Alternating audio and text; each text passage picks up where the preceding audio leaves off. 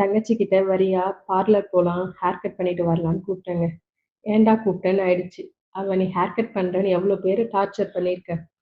நான் உனக்கு hair cut பண்றேன்னு ரிவெஞ்ச் எடுக்குறா. எனக்கு ஒரு பழக்கம் இருக்கு. என் சின்ன வயசுல இருந்து இப்ப வரைக்கும் அந்த ஹேபிட் இருக்கு. என் தம்பி, என் ஹஸ்பண்ட், என் பையன், என் பொண்ணு வரைக்கும் இவங்க எல்லாருக்கும் நான் ஹேர் கட் பண்ணியிருக்கேன். எனக்கு ஹேர் கட் பண்ணலாம் தெரியாது. ஆனா எனக்கு ஹேர் கட் பண்றதுக்கு பிடிக்கும். நான் கொஞ்சமாச்சும் ஹேர் கட் பண்ண அப்புறம் தான் அவங்கள பார்பர் ஷாப்புக்கே அனுப்புவேன்.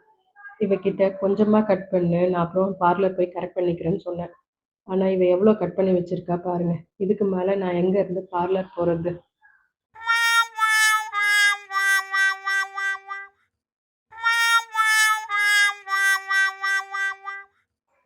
என் பையன் இந்த ஹேர வச்சுக்கிட்டு விளையாடவான்னு கேட்குறான்.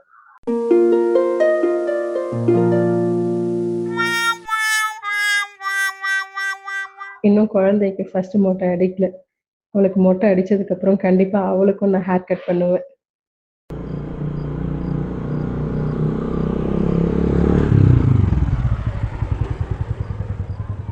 எங்க எல்லாருக்கும் தீபாவளி ஷாப்பிங் பண்ண போயிருந்தோம்.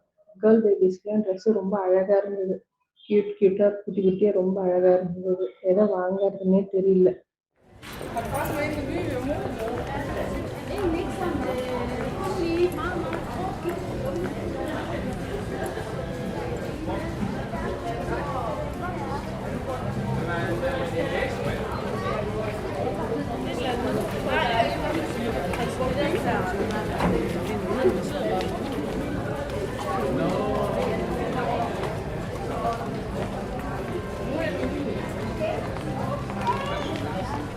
பாப்பாவும் கொஞ்ச நேரம் தான் நல்லா இருந்தா. அப்புறம் அழ ஸ்டார்ட் பண்ணிட்டா. அவளுக்கு ஷாப்பிங் பிடிக்கலன்னு நினைக்கிறேன். எவ்வளோ சமாதானம் பண்ணாலும் சமாதானமே ஆகல. அப்புறம் வேற வழி இல்லாம ஒரே ஒரு ட்ரெஸ் எடுத்துட்டு கிளம்பிட்டோம். மத்த எல்லாருக்கும் வேற ஒரு நாள் தான் வந்து ட்ரெஸ் எடுக்கணும்.